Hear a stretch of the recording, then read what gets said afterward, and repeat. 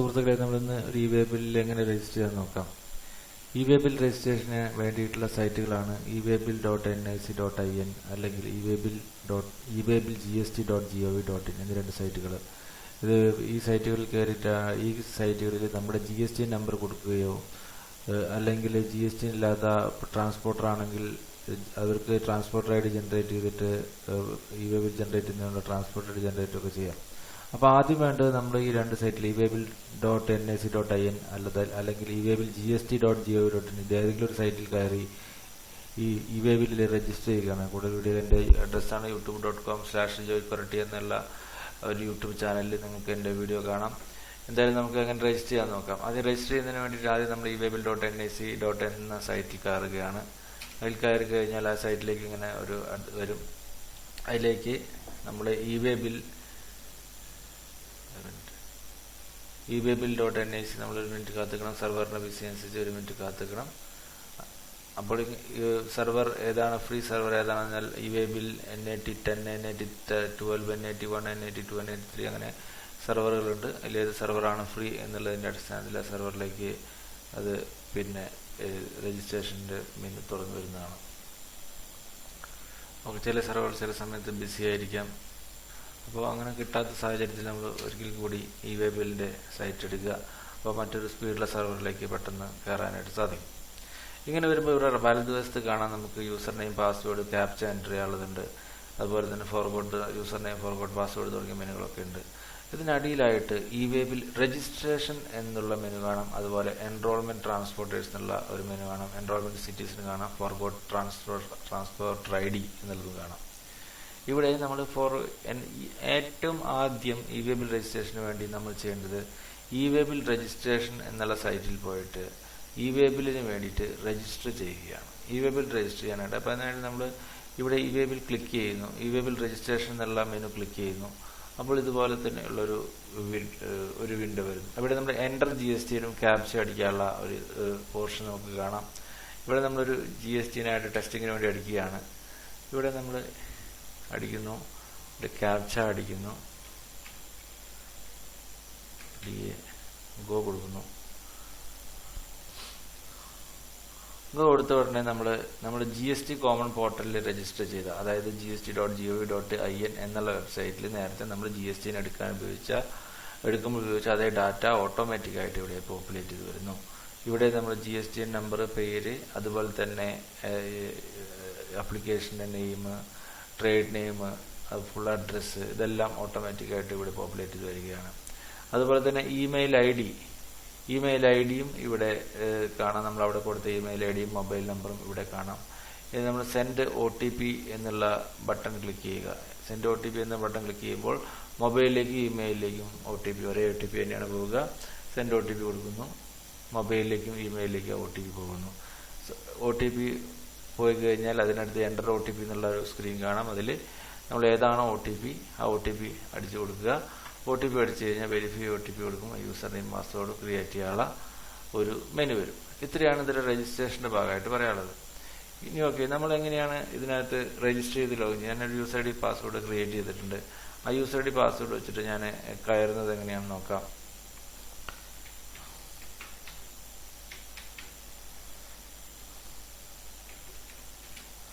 അങ്ങനെ നമ്മൾ OTP അടിച്ചതിന് ശേഷം യൂസർ നെയിം, പാസ്വേഡ് വെച്ച് കയറുന്നു.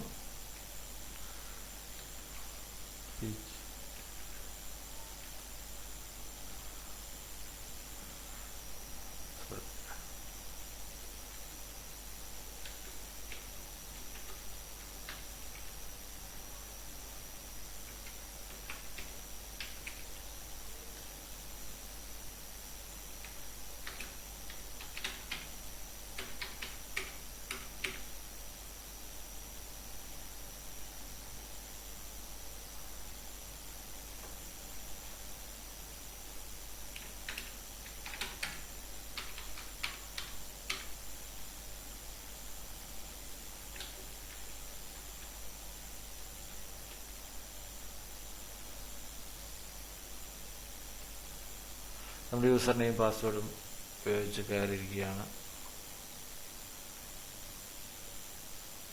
അപ്പോൾ നമ്മൾ ഇവേ ബിൽ സിസ്റ്റം എന്നുള്ള ആ വിൻഡോ തുറന്നു വരികയാണ്. ഇവേ ബിൽ എന്നുള്ള സിസ്റ്റത്തിലുള്ള വിൻഡോയിൽ തുറന്നു കഴിഞ്ഞാൽ നമുക്ക് കുറച്ച് ബിസിയാണ്, വെയിറ്റ് ചെയ്യുക. ഇവിടെ നമ്മൾക്ക് അറിയാം, ഇവിടെ നമ്മുടെ പേര്, ലീഗൽ നെയിം, അതുപോലെ ഡാഷ്ബോർഡ് എല്ലാം ഇവിടെ നമുക്ക് കാണാൻ വേണ്ടി കഴിയും. ഇവിടെ നമ്മൾ eway bill generated by me, eway bill cancelled by me, eway bill rejected by me, generated on other party on my GST, rejected by other party on GST. ഇത് ഏതൊക്കെയാണെന്ന് നോക്കാം. നമ്മുടെ ഇടതുവശത്ത് ഇവിടെ നമുക്ക് ഹോം ബട്ടൺ ഉണ്ട്, ഇവിടെ അതുപോലെ തന്നെ അലർട്ട് ബട്ടൺ ഉണ്ട്, മറ്റ് കോൾ ചെയ്യാനുള്ള എമർജൻസി കോൾ ചെയ്യാനുള്ള നമ്പറുകളൊക്കെ ഇവിടെ വരും. അതായിട്ടില്ല വരും.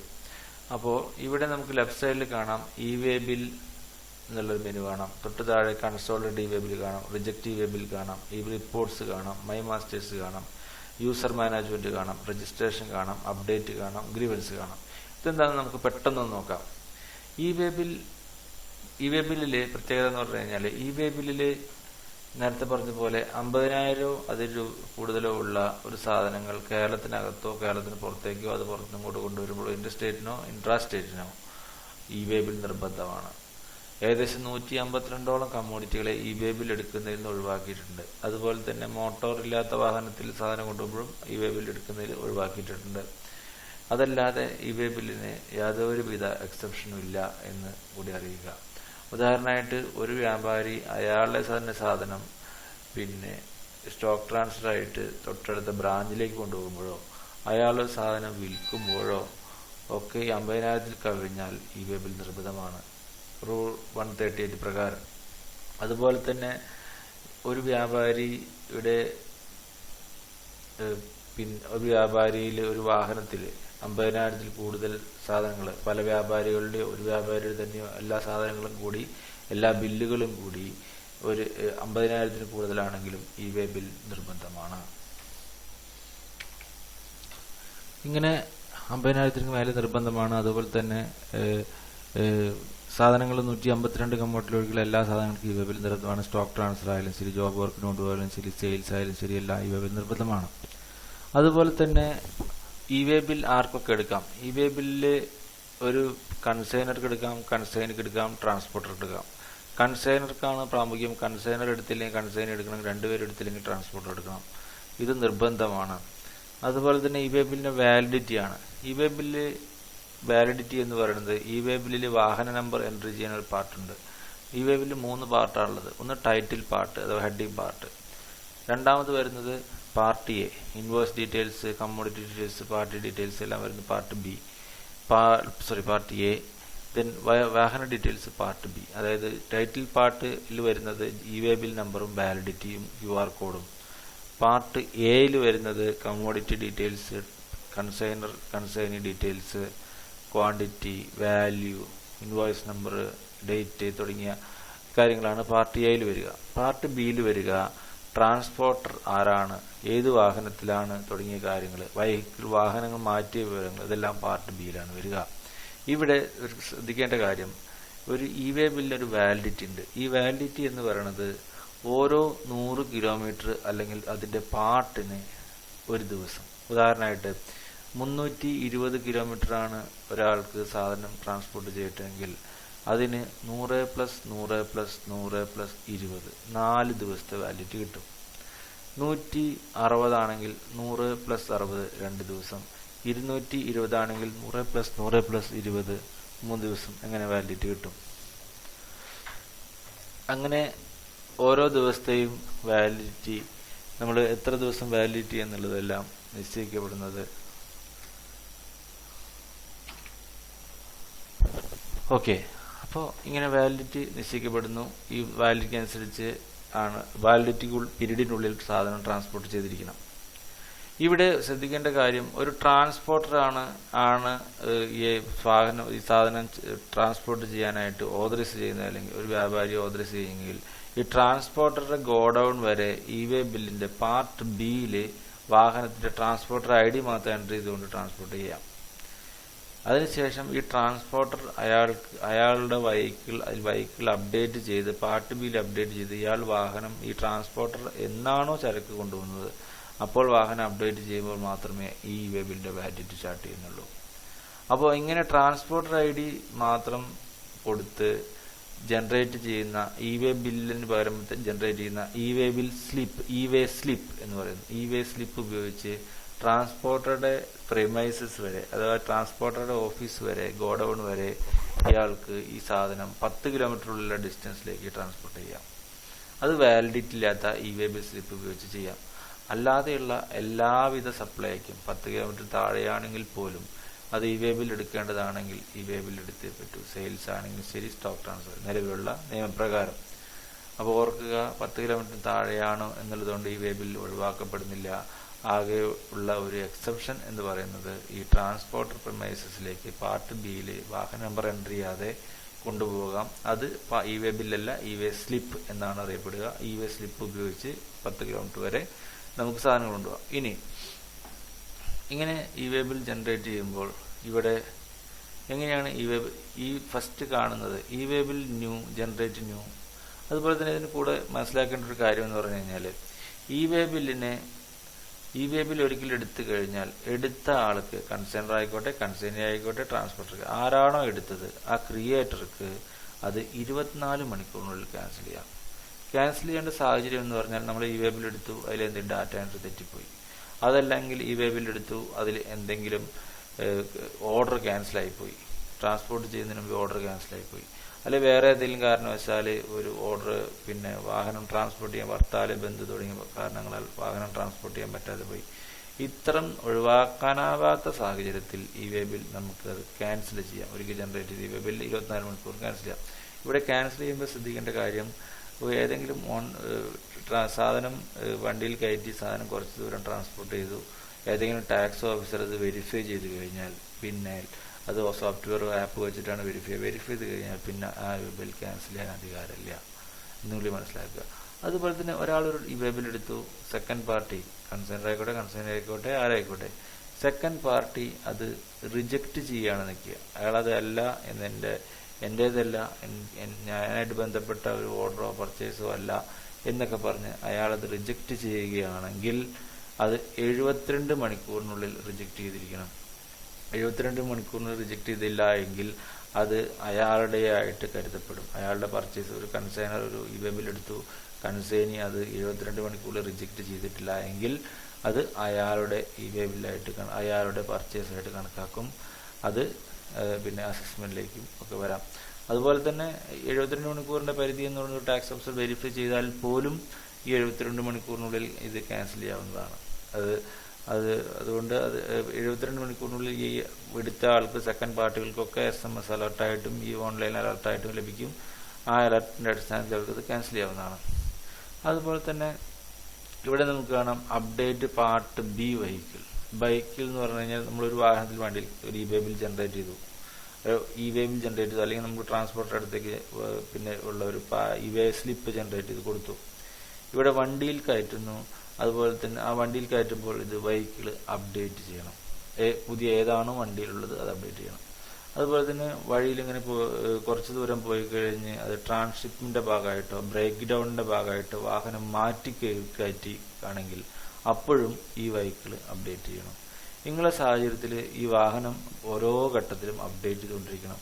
എപ്പോൾ ഏത് സമയത്ത് ആ ചരക്ക് പരിശോധിച്ചാലും, ഒരു ട്രാൻസ്പോർട്ട് ചെയ്യുന്ന ചരക്ക് പരിശോധിച്ചാൽ ആ ഇവേ ബില്ല്, ആ ചരക്കുമായി ബന്ധപ്പെട്ട ഇവേ ബില്ലിന്റെ വണ്ടി നമ്പർ ഒന്നായിരിക്കണം.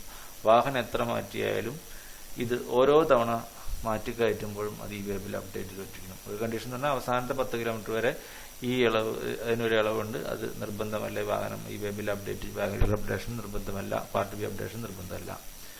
അപ്പോൾ അത് ഓർക്കുക. അതിനുള്ള മെനു അവിടെ അപ്ഡേറ്റ് പാർട്ട് ബി വെഹിക്കിൾ മൂന്നാമതായിട്ട് നമുക്കിവിടെ കാണാൻ വേണ്ടി പറ്റും.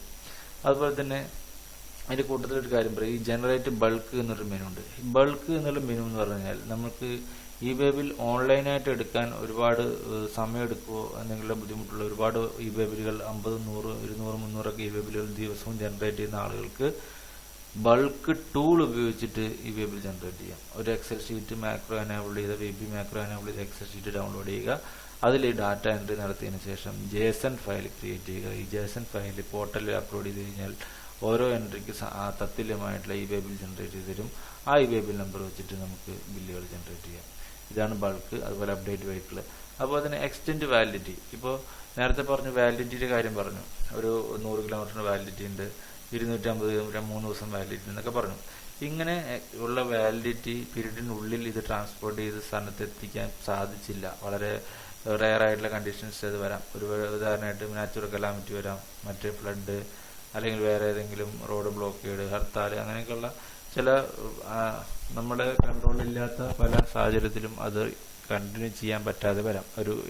ആ വാലിഡിറ്റി പീരീഡിനുള്ളിൽ സാധനം ഡെസ്റ്റിനേഷനിൽ എത്തിക്കാൻ പറ്റാതെ വരാം. അങ്ങനെ സാഹചര്യത്തിൽ ഇവേ ബില്ലിന്റെ വാലിഡിറ്റി കഴിഞ്ഞു പോകുന്നു. ഈ ഇവേ ബില്ലിന്റെ വാലിഡിറ്റി കഴിഞ്ഞു പോകുന്നതിന് മുന്നോട്ട് സാഹചര്യം വന്നാൽ ആ ഇവേ ബിൽ നമ്പർ വേണമെങ്കിൽ നമുക്ക് വാലിഡിറ്റി എക്സ്റ്റെൻഡ് ചെയ്തിട്ട് പുതിയൊരു ഇവേ ബിൽ എടുക്കാം. പുതിയൊരു ഇവേ ബിൽ നമ്പർ മാറുന്നു, പുതിയൊരു ഇവേ ബില്ല് സ്റ്റാർട്ട് ചെയ്യുന്നു. അത് എവിടെ നിന്നോട്ട് സ്റ്റാർട്ട് ചെയ്യുന്നുള്ള കാര്യങ്ങളൊക്കെ എൻ്റർ ചെയ്യണം. അങ്ങനെ അത് വാലിഡിറ്റി എക്സ്റ്റെൻഡ് ചെയ്യാനുള്ള മെനുവാണ് അത്. അതുപോലെ ക്യാൻസലിൻ്റെ കാര്യം പറഞ്ഞ് 24 മണിക്കൂറിന് ക്യാൻസൽ ചെയ്യാൻ 4ാമത്തെ കാണുന്ന മെനുവാണ് ക്യാൻസൽ മെനു.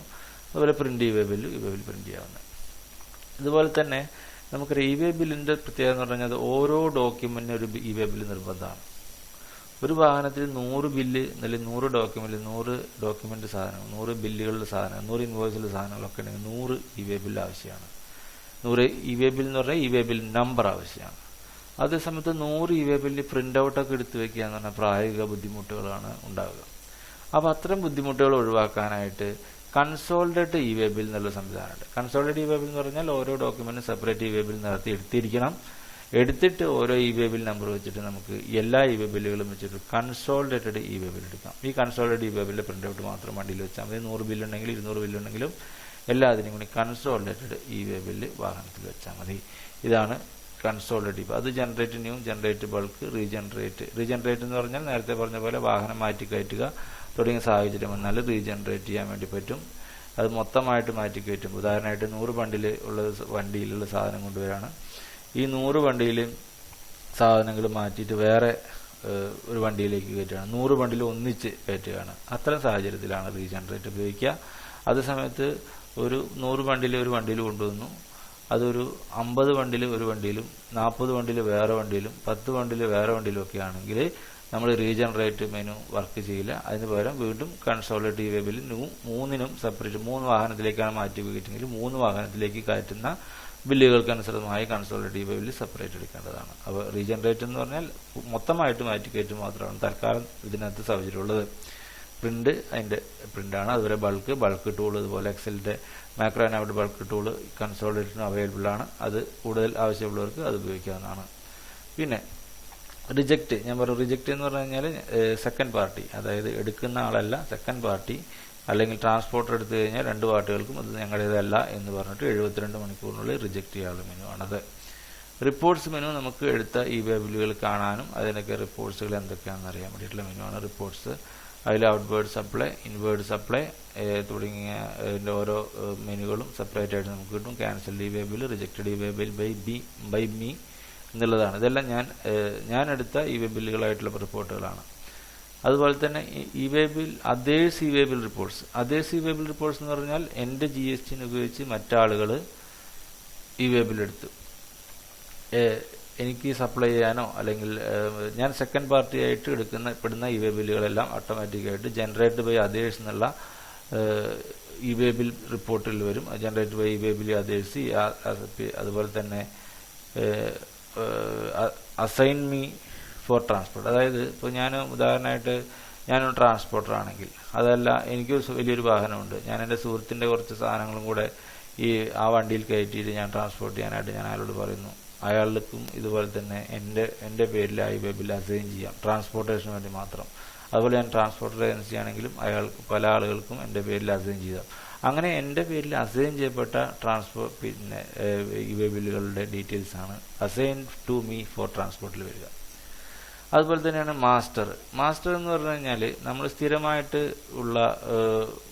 സ്ഥിരമായിട്ടുള്ള പ്രൊഡക്ട്സ്, സ്ഥിരമായിട്ട് ഞാൻ കൈകാര്യം ചെയ്യുന്ന പ്രൊഡക്ട്സ്, സ്ഥിരമായിട്ട് എൻ്റെ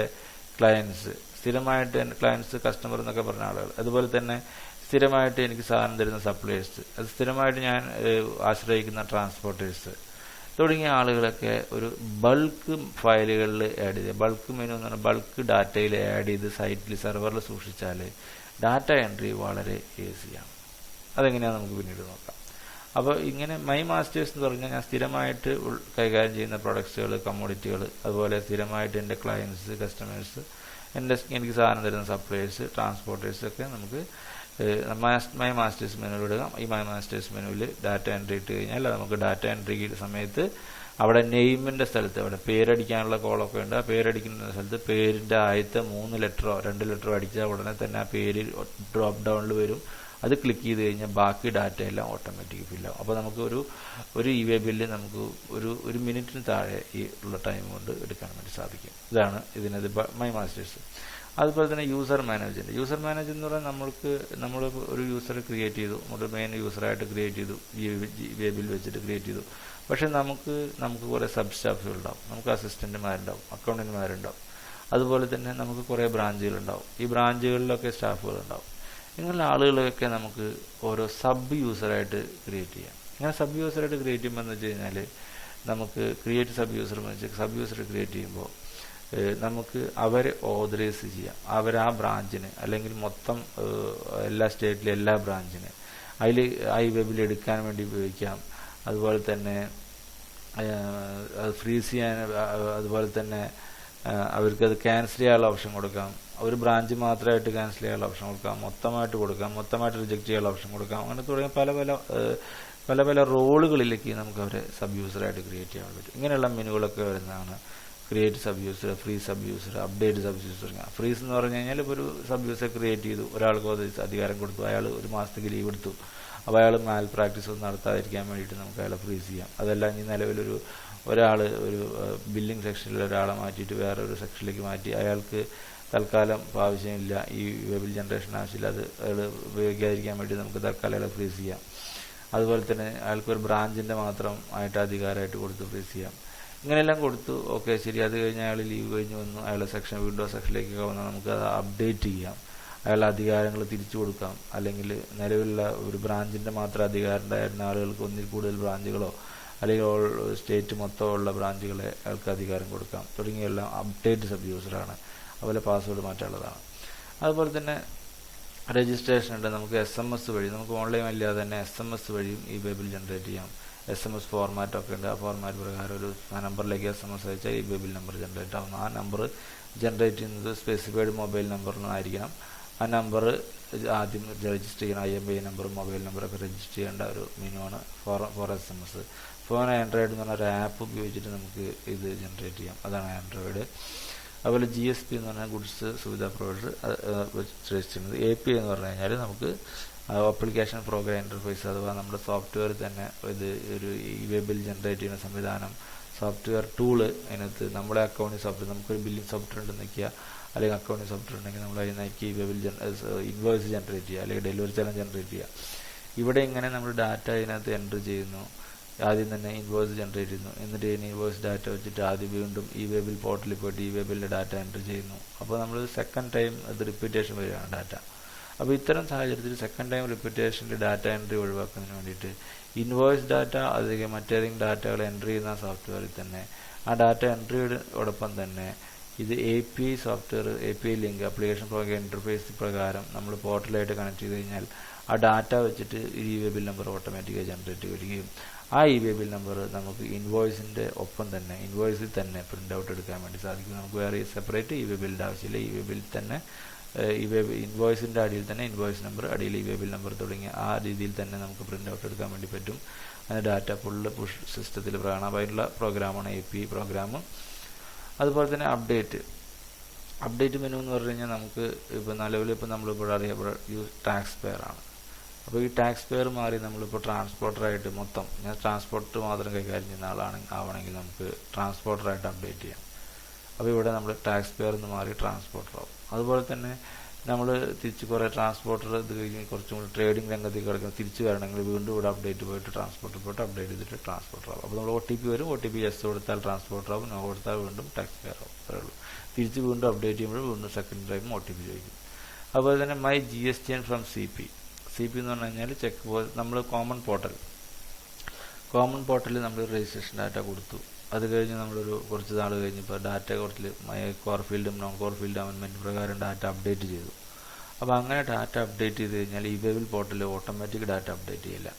അത് നമ്മൾ ഡാറ്റ അപ്ഡേഷൻ കഴിഞ്ഞാൽ just my GSTN from CP കൊടുത്തു കഴിഞ്ഞാൽ ഡാറ്റ അതിൽ നിന്ന് പുള്ള് ചെയ്തിട്ട് ഇതിൽ ഡാറ്റ പുതിയ ഫ്രഷ് ഡാറ്റ നെയിമോ ട്രേഡ് നെയിമോ എന്തെങ്കിലും മാറ്റങ്ങളൊക്കെ ഉണ്ടെങ്കിൽ അതൊക്കെ എല്ലാം ഇതിനകത്ത് റിഫ്ലക്റ്റ് ചെയ്യപ്പെടും. അത് ഇങ്ങനെ അപ്ഡേറ്റ് മാത്രം ചെയ്താൽ മതി. അതുപോലെ ഗ്രീവൻസ് എന്ന് പറഞ്ഞാൽ നമ്മൾ അരമണിക്കൂറിന് കൂടുതൽ ഒരു വാഹനമൊക്കെ ഡിറ്റെയിൻ ചെയ്താൽ ഡിറ്റൻഷൻ റിപ്പോർട്ട് ഫയൽ ചെയ്യാനുള്ള മെനുവാണ് ഗ്രീവൻസിലുള്ളത്.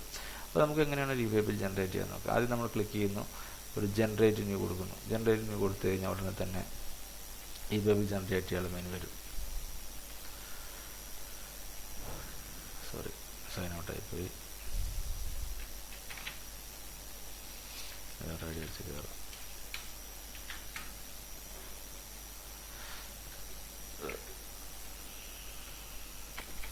ഓക്കെ, നമ്മളെങ്ങനെയാണ് ഇവേ ബിൽ ജനറേറ്റ് ചെയ്യണമെന്ന് നോക്കാം.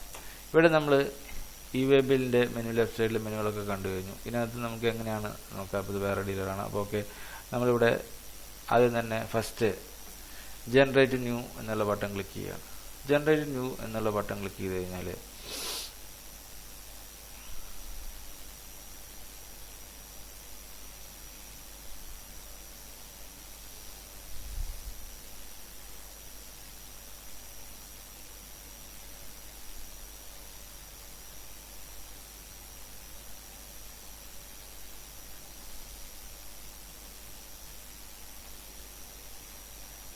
ഇതിൻ്റെ മെനു വരും.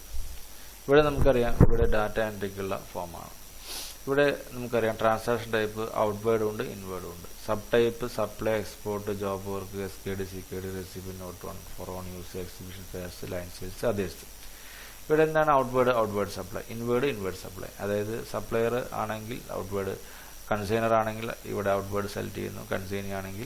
കൺസൈനിയാണ് ഇവേ ബിൽ ജനറേറ്റ് ചെയ്യുമെങ്കിൽ ഇൻവേർഡ് സെലക്ട് ചെയ്യുന്നു. നമുക്കറിയാം consignor or consignee or transporter ഞാൻ ജനറേറ്റ് ചെയ്യും. അങ്ങനെ പറയാം, ആർക്ക് വേണം ജനറേറ്റ് ചെയ്യാം. അപ്പോൾ ഇവിടെ നമ്മൾ കൺസൈനർക്കോ കൺസൈനിക്കോ ട്രാൻസ്പോർട്ടർക്കോ ഇവേ ബിൽ ജനറേറ്റ് ചെയ്യാം. ആരെങ്കിലും ഒരാൾ ജനറേറ്റ് ചെയ്താൽ മറ്റാൾ ജനറേറ്റ് ചെയ്യേണ്ട ആവശ്യമില്ല. അതൊന്നും കൂടി മനസ്സിലാക്കുക. അപ്പോൾ നമ്മൾ ഔട്ട്വേർഡ് സെലക്ട് ചെയ്യുക, അല്ലെങ്കിൽ ഔട്ട്വേർഡ് സെലക്ട് ചെയ്ത് കഴിഞ്ഞാൽ നമ്മുടെ പേരും GST തുടക്കത്തിൽ തന്നെ വരുന്നു. അതുപോലെ ടു ഫീൽഡ് ബ്ലാങ്ക് ആയിരിക്കുന്നു. ഇൻവേർഡ് സെലക്ട് ചെയ്ത് കഴിഞ്ഞാൽ നേരെ തിരിച്ച് നമ്മളെ ടു ഫീൽഡ് ഓട്ടോമാറ്റിക് ഫില്ലാവുന്നു.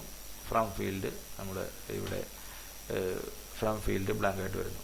ഓക്കെ, നമ്മൾ ഔട്ട്വേർഡ് സെലക്ട് ചെയ്യും. ഈ ഔട്ട്വേർഡ് തന്നെ നമുക്കറിയാം സപ്ലൈ ഉണ്ട്, എക്സ്പോർട്ട് ഉണ്ട്, ജോബ് വർക്ക് ഉണ്ട്, SKD, CKD എന്ന് വരും. ഇത് ഇൻവേർഡ് കൊടുത്തു കഴിഞ്ഞാൽ ഇത് സപ്ലൈ മാറി ഇമ്പോർട്ട് ആവും, ജോബ് വർക്ക് റിട്ടേൺ ആവും, സെയിൽസ് റിട്ടേൺ ആവും, തുടങ്ങിയ മാറ്റങ്ങൾ അവിടെയും വരാം. അപ്പോൾ നമ്മൾ ഔട്ട്വേർഡ് കൊടുത്തു. ഈ ഔട്ട്വേർഡ് കൊടുത്താൽ ഓൺ യൂസ് ഒക്കെ ഔട്ട്വേർഡിലാണ് വരിക. ഇവിടെ supply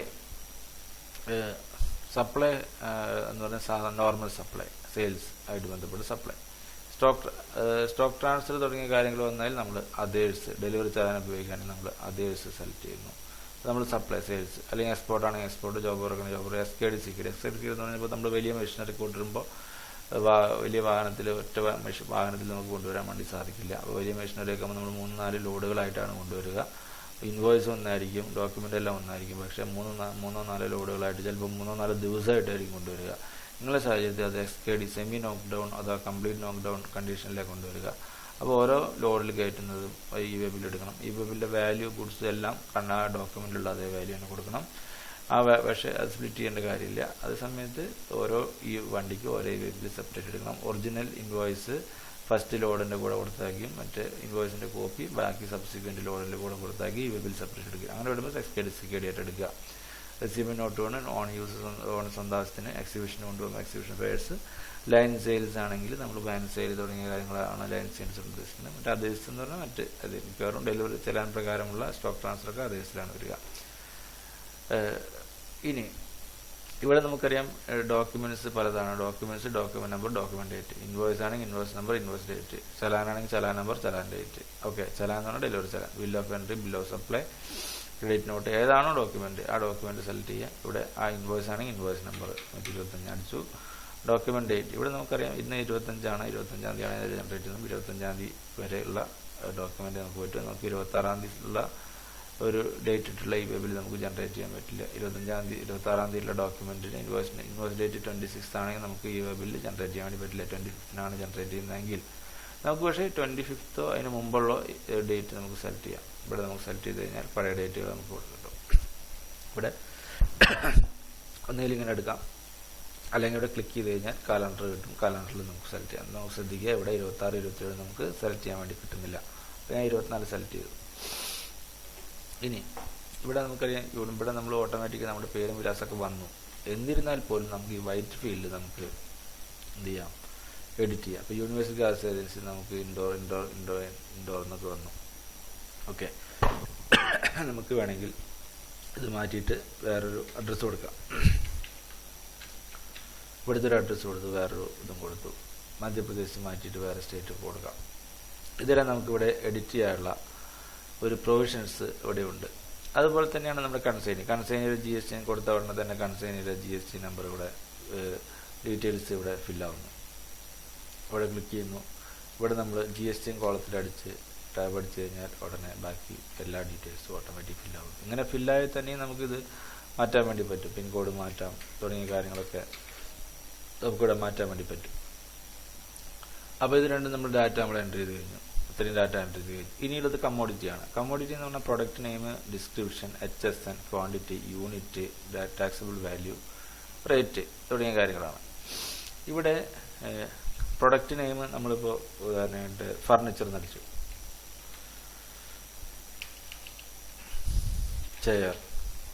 chair small. Description wooden furniture ഒരു പേര് കൊടുത്തു. HSN ഞാനൊരു 25 കൊടുത്തു. 25 അത് ഇത് കറക്റ്റ് അല്ല, ഒരു സെപ്പറേറ്റ് കൊടുത്താൽ 25 കൊടുത്തു.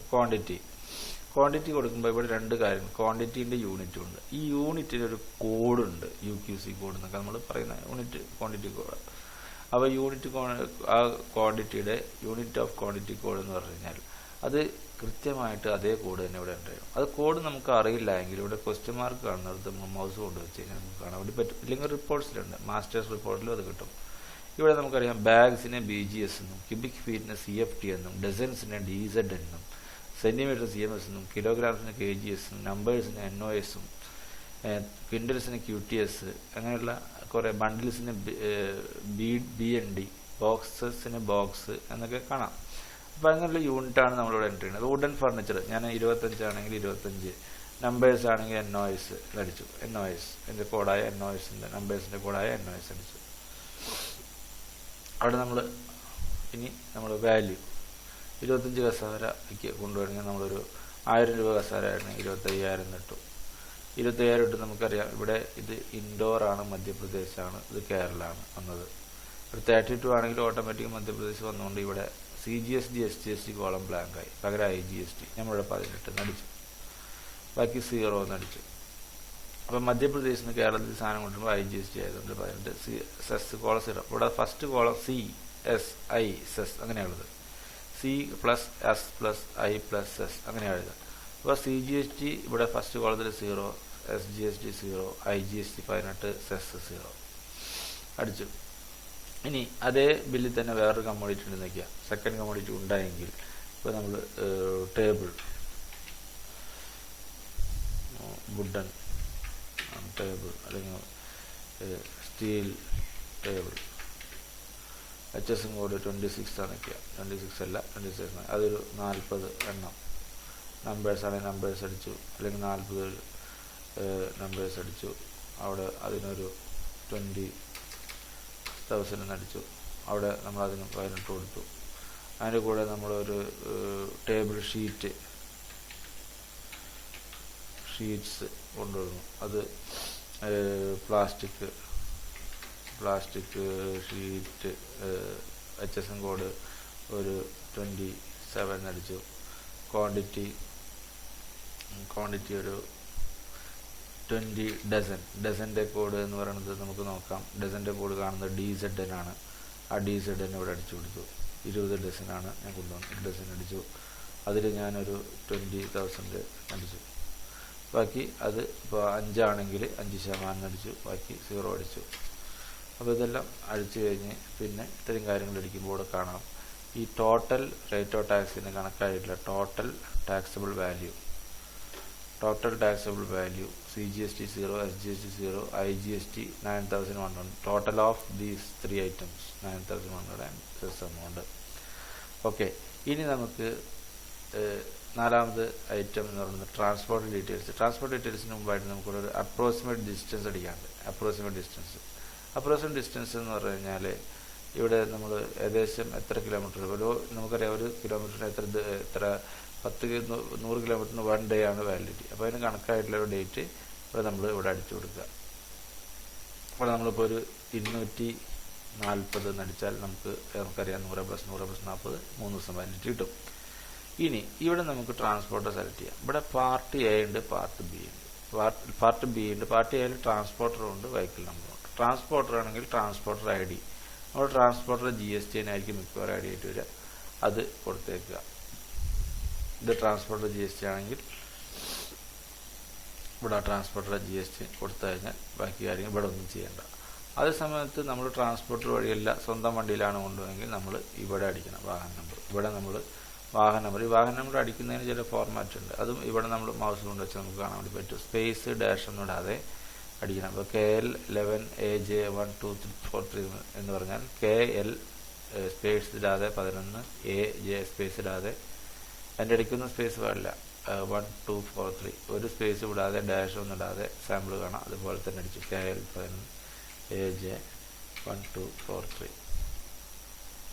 ഓക്കെ, ഇങ്ങനെയാണ് നമുക്ക് വാഹന നമ്പർ അടിക്കാം. അപ്പോൾ നമ്മൾ ട്രാൻസ്പോർട്ടർ അടുത്തേക്ക് കൊണ്ടുപോവുകയാണെങ്കിൽ ട്രാൻസ്പോർട്ടർ ഐ ഡി മാത്രം. നമുക്ക് റെയിൽ വഴി കൊണ്ടുപോകാം, അതുപോലെ എയർ വഴി കൊണ്ടുപോകാം. അപ്പോൾ നമുക്ക് ഇതൊക്കെ ബ്ലാങ്ക് ആയിട്ട് പോകുന്നതാണ്. നമുക്ക് റെയിൽ വഴി കൊണ്ടുപോകണമെങ്കിൽ നമുക്കിവിടെ RR നമ്പറും ഡേറ്റും അടിക്കാനുണ്ട്. എയർ ഷിപ്പ് വഴിയാണെങ്കിൽ ഷിപ്പിൻ്റെ ലാഡിൻ നമ്പർ, അതുപോലെ തന്നെ എയർ ആണെങ്കിൽ എയർ വെയിൽ നമ്പറൊക്കെ അടിക്കാം.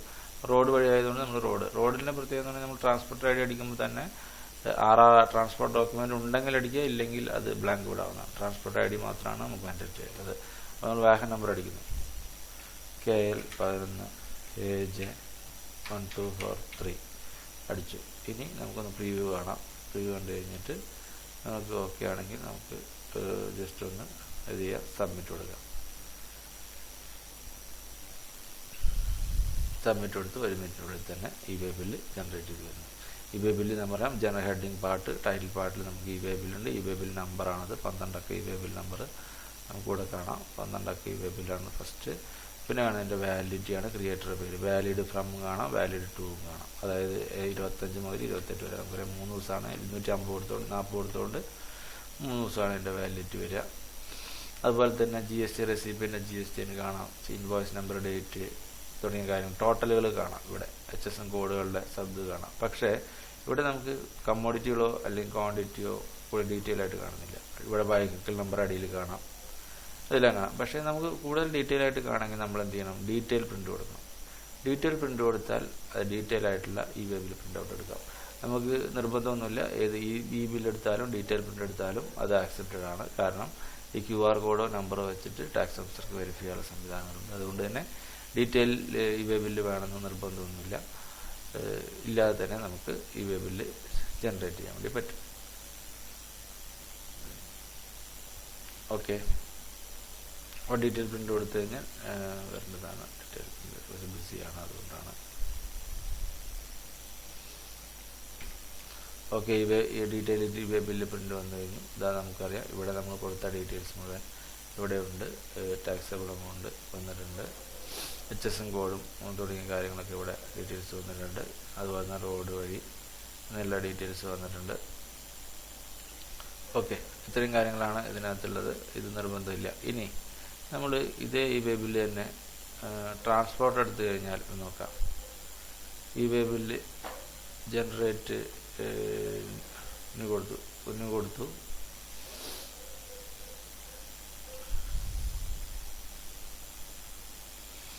നമ്മൾ ഒരു ടാക്സ് ഡെലിവറി ചലാൻ കൊടുത്തു. ഡോക്യുമെൻ്റ് നമ്പർ DC 125 കൊടുത്തു, ഡേറ്റ് ഇന്നത്തെ കൊടുത്തു, അത് ഔട്ട് ബേർഡാണ് കൊടുത്തത്, അത് സെലക്ട് ചെയ്തു.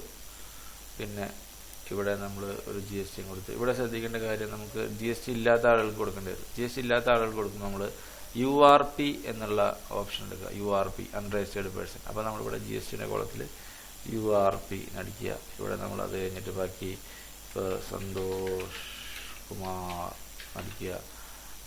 പിന്നെ പ്ലേസ് അഡ്രസ്സ് അടിച്ചു, മരട്